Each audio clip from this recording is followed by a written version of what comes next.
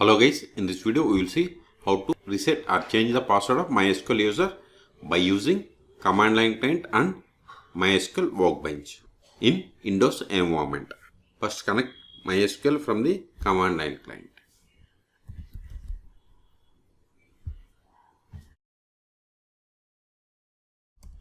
Now verify the list of the users, show users, this won't work.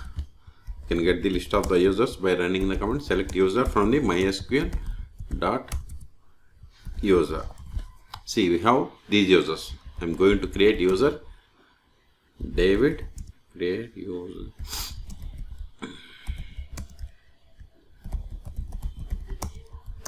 See, whatever is there in singular double quotes, that is the password. So I am giving strong password. See, query is okay and this is the password. Okay, so let us verify. See, here we have the user David.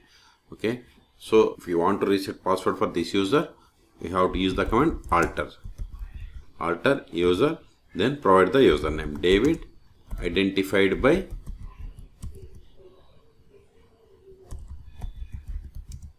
provide new password.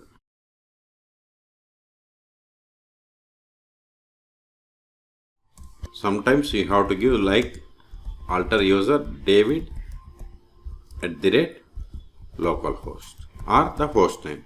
Okay, this is one way. The other way is open MySQL Workbench, connect to MySQL server,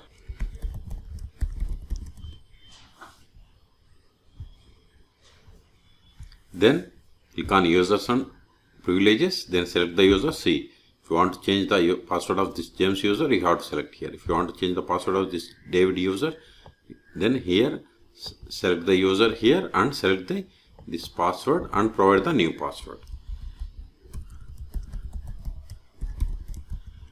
Confirm the same. Then we have to click on apply. Okay, it is right.